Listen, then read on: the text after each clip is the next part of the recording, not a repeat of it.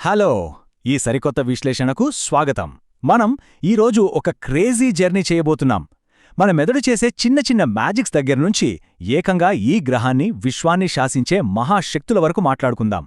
ఎక్కడో మొదలయ్యే చిన్న విషయాలు ఎంత పెద్ద పరిణామాలకు దారితీస్తాయో చూస్తే నిజంగా ఆశ్చర్యమేస్తుంది. సరే, ఇంక లేట్ చేయకుండా డైరెక్ట్గా టాపిక్లోకి వెళ్ళిపోదాం. మన ఈనాటి ప్రయాణంలో ప్రధానంగా 4 ఆసక్తికరమైన విషయాలు కవర్ చేద్దాం. ముందుగా మన బిహేవియర్లోని వింతలు చూద్దాం. ఆ తర్వాత భూమి పొరల్లో దాగి ఉన్న పురాతన రహస్యాలు, అటునుంచి నేరుగా ప్రకృతి విపత్తులు, లాస్ట్కి కంటికి కనిపించని ముప్పుల నుంచి ఎలా బయటపడాలో తెలుసుకుందాం. ఇవన్నీ ఒకదానికొకటి ఎలా కనెక్ట్ అవుతాయో మనం ఈ ప్రయాణంలో గమనిద్దాం. ఓకే, ఫస్ట్ సెక్షన్ స్టార్ట్ చేద్దాం. ఇక్కడ మన ఆలోచనా విధానాన్ని పూర్తిగా మార్చేసే ఒక మైండ్ బెండింగ్ థాట్ ఎక్స్పెరిమెంట్తో మొదలు పెడదాం. ఒక చిన్న గేమ్ అనుకుందాం. మన ముందు 2 బటన్సున్నాయి. ప్రపంచంలో అందరి ప్రాణాలు కాపాడబడాలంటే కనీసం 50% మంది బ్లూ బటన్ నొక్కాలి. కానీ ఎవరైనా రెడ్ బటన్ నొక్కితే ఇతరులతో సంబంధం లేకుండా వాళ్ల ప్రాణాలకు గ్యారంటీ ఉంటుంది. ఇది అక్షరాల మానవ స్వభావాన్ని పరీక్షించే ఒక పెద్ద సవాలు. మనం స్వార్థంగా ఆలోచిస్తామా లేదా ఇతరుల కోసం రిస్క్ తీసుకుంటామా? దీని వెనుకున్న గేమ్ థియరీని గమనిస్తే లాజిక్ ప్రకారం నాష్ ఈక్విలిబ్రియం సిద్ధాంతమేం చెబుతుందంటే మనిషి సహజంగా సేఫ్గా ఉండే రెడ్ బటన్ వైపే మొగ్గు చూపుతాడు అని. కాని ఇక్కడే ఒక ట్విస్ట్ ఉంది. ప్రసిద్ధ యూట్యూబర్ మిస్టర్ బీస్ట్ పెట్టిన ఒక పోల్లో ఆశ్చర్యకరంగా 56% మంది నిస్వార్థంగా బ్లూ బటన్నే ఎంచుకున్నారు. అంటే మనిషి కేవలం లాజిక్తోనే కాకుండా తోటివారి పట్ల ఎంతో సానుభూతితో కూడా ఆలోచిస్తాడనేది ప్రూవ్ చేస్తోంది. భలే ఉంది కదా! మన బ్రెయిన్ చేసే ఇంకో విచిత్రం చూద్దాం. మన కళ్ళెదురుగా ఉన్న బైక్ తాళాలో ఇంకేదైనా వస్తువో ఒక్కోసారి అస్సలు కనిపించవు కదా? ఎందుకలా జరుగుతుందంటే దీని వెనుక ఇన్అటెన్షనల్ బ్లైండ్నెస్ అనే సైన్స్ ఉంది. మన మెదడు ఒక వస్తువు ఎలా ఉంటుందో ముందే ఊహించి ఒక ఇమేజ్ క్రియేట్ చేసుకుంటుంది. ఆ వస్తువు కొంచెం పక్కకి తిరిగినా సరే మన కళ్ళు చూస్తున్నప్పటికీ మెదడు దాన్ని ఫిల్టర్ చేసేస్తుంది. ఇంకో ఆసక్తికరమైన విషయమేంటంటే బాగా గజిబిజిగా ఉన్న చోట వస్తువులను వెతకడంలో మహిళలు ముందుంటారట. అదే పెద్ద పెద్ద ప్రదేశాల్లో నావిగేట్ చేయడంలో పురుషులు మెరుగ్గా ఉంటారని పరిశోధనలు చెప్తున్నాయి.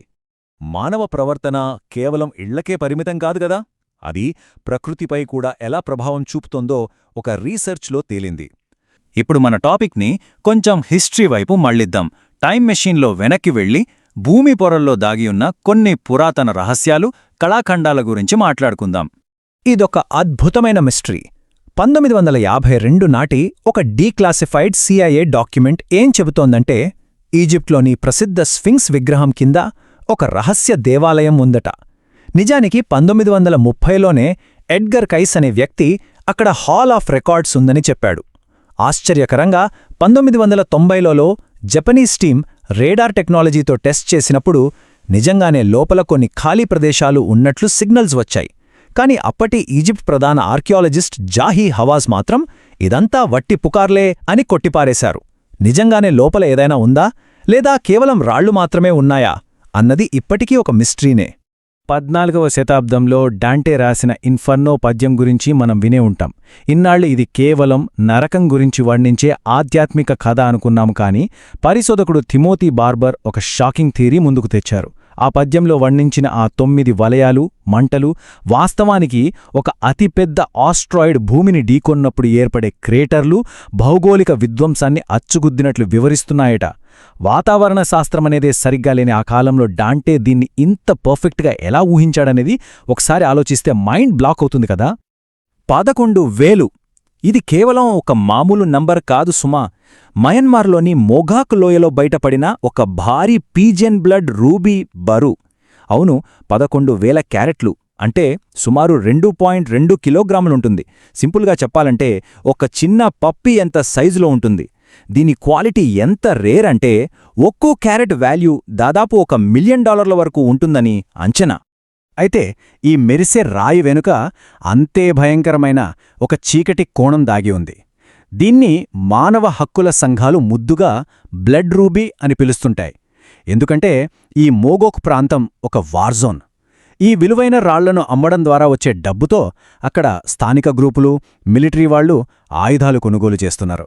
అంటే ఈ నిధి పరోక్షంగా ఆ ప్రాంతంలో జరుగుతున్న అంతర్యుద్ధానికి ఒక ఇంధనంలా మారుతుందన్నమాట. చరిత్ర ఎప్పుడూ ఇలాగే భలే ఆశ్చర్యపరుస్తుంది. రీసెంట్గా కార్లస్లే క్రికెట్ క్లబ్ కింద జరిపిన తవ్వకాల్లో పురాతన రోమన్లకు చెందిన ఒక చిన్న ఫ్యాషనస్ లాకెట్ బయటపడింది. ఇది చుట్టానికి అచ్చం పురుషాంగం ఆకారంలో ఉంటుంది. నేటి సమాజంలో ఇలాంటివి గొలుసులో వేసుకుంటే వింతగా అనిపించొచ్చు. కాని ఆ కాలంలో సైనికులు, సాధారణ ప్రజలు దీనిని ఒక అదృశ్య చిహ్నంగా, దుష్ట శక్తుల నుండి కాపాడే కవచంగా ధరించేవారు. అప్పటి నమ్మకాలకు ఇప్పటి నమ్మకాలకు ఎంత తేడా ఉందో కదా. ఓకే, ఇప్పుడు మన ప్రయాణాన్ని కొంచెం నెక్స్ట్ లెవెల్కి తీసుకెళ్దాం. ప్రాచీన వస్తువుల నుండి ఏకంగా ఈ గ్రహాన్ని వణికించే మహాభయంకరమైన విశ్వశక్తులు, ప్రకృతి విపత్తులు గురించి మాట్లాడుకుందాం. 66 మిలియన్ ఏళ్ల క్రితం డైనోసార్లను పూర్తిగా అంతం చేసిన ఆ చిక్సులబ్ ఆస్ట్రాయిడ్ దాడిని ఒకసారి నిమిషానికి ఊహించుకుందాం. టైం 0. 6 మైళ్ల వెడల్పున్న ఆస్ట్రాయిడ్ భయంకరమైన సోనిక్ బూమ్తో భూమిని గుద్దింది. కేవలం 5 నిమిషాల్లో వాతావరణం 220 డిగ్రీల సెల్సియస్కు చేరుకుని భూమి మొత్తం ఒక ప్రెషర్ కుక్కర్లా మారిపోయింది. కరెక్టుగా ఒక గంట వ్యవధిలో ఆకాశమంతా ఒక డస్ట్ బెల్ట్లా కప్పేసి సూర్యరశ్మిని పూర్తిగా ఆపేసింది. ఆ తర్వాత వరుసగా 10 ఏళ్లపాటు భూమి గడ్డకట్టే చలిలో మగ్గిపోయింది. ఈ నరకం నుండి కేవలం నేలమాళిగల్లో ఉండే చిన్న చిన్న క్షీరగాలు, సముద్ర జీవులు మాత్రమే బయటపడగలిగాయి. అసలు ఊహించుకుంటేనే భయమేస్తుంది కదా. ఈ నెంబర్ చూశారా? ఇది ప్రకృతి విధ్వంసానికి ఒక పర్ఫెక్ట్ ఎగ్జాంపుల్. 481 మీటర్లు. 2015లో అలాస్కాలోని టాన్ఫియోర్డ్లో వచ్చిన ఒక మెగా సునామీ ఎత్తు ఇది. మనకు బాగా తెలిసిన ప్యారిస్లోని ఈఫిల్ టవర్ కంటే ఇది 1.5 రెట్లు పెద్దది. అంత ఎత్తులో నీటి రాకాశి దూసుకొస్తుంటే ఎలా ఉంటుందో జస్ట్ ఇమాజిన్ చేసుకోండి. అసలంత పెద్ద సునామీ ఎందుకొచ్చిందంటే, వాతావరణం మార్పుల వల్ల అక్కడ మంచు కరిగిపోవడంతో పర్వతాలకు గ్రిప్పు లేక ఒక భారీ ల్యాండ్ స్లైడ్ జరిగింది. ఎంత భారీగా అంటే ఏకంగా 24 ఈజిప్ట్ పిరమిడ్ల బరువున్న రాళ్లు ఒక్కసారిగా పైనుంచి నీళ్లలోకి జారిపడ్డాయి. ఆ దెబ్బకే అంత పెద్ద సునామీ ఏర్పడింది. గ్లోబల్ వార్మింగ్ ఇలాగే పెరిగితే భవిష్యత్తులో ఇలాంటి ముప్పులు ఇంకా ఎక్కువవుతాయని శాస్త్రవేత్తలు చాలా క్లియర్గా హెచ్చరిస్తున్నారు. ఇక మనం మన విశ్లేషణలో లాస్ట్ సెక్షన్కి వచ్చేశాం.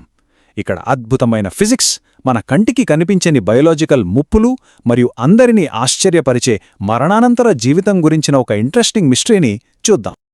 అంతరిక్షంలో గ్రావిటీ లేకపోతే ఫిజిక్స్ ఎంత క్యూట్గా పనిచేస్తుందో తెలుసా? వ్యోమగామి జెరెమీ హ్యాన్సన్ ఒక వీడియోలో చూపించినట్లు స్పేస్లో నీటిని వదిలినప్పుడు అది కింద పడకుండా సర్ఫేస్ టెన్షన్ కారణంగా ఒక అద్భుతమైన క్రిస్టల్ బాల్ లాగా మారిపోయింది. నీటి అణువులు ఒకదానికొకటి సమానంగా ఆకర్షించుకోవడం వల్ల ఏర్పడిన ఈ పర్ఫెక్ట్ రౌండ్ షేప్ అచ్చం ఒక మ్యాజిక్లా అనిపిస్తుంది. కానీ ప్యూర్లీ ఇది సైన్స్. లగ్జరీ క్రూయిజ్ షిప్స్ అనగానే చాలా ఫ్యాన్సీగా, లైఫ్లో ఒక్కసారైనా వెళ్ళాలి అనిపిస్తుంది కదా. కానీ అప్పుడప్పుడు అవి భయంకరమైన వైరస్లకు ఎలా మారతాయంటే, 2020లో డైమండ్ ప్రిన్సెస్ షిప్లో జరిగిందిదే. బఫే డైనింగ్లో అందరూ ఒకే స్పూన్లు వాడటం వల్ల నోరోవైరస్, హాట్ టబ్ సరిగ్గా క్లీన్ చేయకపోవటం వల్ల లెజియనేర్స్ డిజీజ్, ఇంకా వెంటిలేషన్ వ్యవస్థ సరిగ్గా లేకపోవటం వల్ల గాలి ద్వారా వ్యాపించే వైరస్లు, ఇవన్నీ ఆ క్లోజ్డ్ ఎన్విరాన్మెంట్లో ఉన్న వేలాది మంది ప్రయాణికులకు చాలా ఈజీగా స్ప్రెడ్ అయిపోతాయి. మనం ఒకవేళ చనిపోయి మళ్లీ బ్రతికితే ఎలా ఉంటుంది? 1994లో బిల్ టార్టరెల్లా అనే మాజీ పారామెడిక్కి అచ్చం ఇలాగే జరిగింది. ఆయన మెడికల్గా 15 నిమిషాల పాటు చనిపోయి తిరిగి వచ్చాడు. ఆ సమయంలో తాను 3 దేవదూతలను కలిశానని ఆయన చెప్పాడు. వాళ్లు మాలవాళికి సంబంధించి 2 ఫ్యూచర్స్ని చూపించారట. మొదటిది ద వేస్ట్లాండ్, ఇక్కడ మనుషులు ఒక్క నీటిబుట్టు కోసం కూడా ఒకరినొకరు చంపుకుంటారు. రెండవది ఒక ఆదర్శ లోకం, ఇక్కడ మనుషులు ఒకరికొకరు సాయం చేసుకుంటూ ఎంతో కరుణతో జీవిస్తారు. ఈ రెండింటిలో మనం దీన్ని ఎంచుకుంటామనేది పూర్తిగా మన చేతుల్లోనే ఉందనే ఆయన చెప్పాడు. ఫైనల్గా బిల్ చెప్పిన ఒక గొప్ప మాట మనని చాలా ఆలోచింపజేస్తుంది. హృదయంలో దయ, కరుణ, సేవ చెయ్యాలనే కోరిక ఉంటే మతంతో సంబంధం లేకుండా మనం దైవానికి దగ్గరైనట్టే. భలే ఉంది కదా ఈ కోట్. మన ప్రవర్తనలోని చిన్న మార్పులే రేపటి ఆదర్శ లోకానికి పునాది వేస్తాయి. ఈ సుదీర్ఘ విశ్లేషణలో మనం రోజువారీ సైకాలజీ నుండి మొదలుపెట్టి విశ్వ విపత్తుల వరకు ఎన్నో క్రేజీ విషయాలు తెలుసుకున్నాం. మరి ఫైనల్గా మనం ఎలాంటి భవిష్యత్తును నిర్మించుకోబోతున్నాం? ఇది మనమందరం ఆలోచించాల్సిన విషయం. సరే, ఈ విశ్లేషణని ఇంతటితో ముగిద్దాం. మళ్ళీ మరో ఇంట్రెస్టింగ్ టాపిక్తో కలుద్దాం.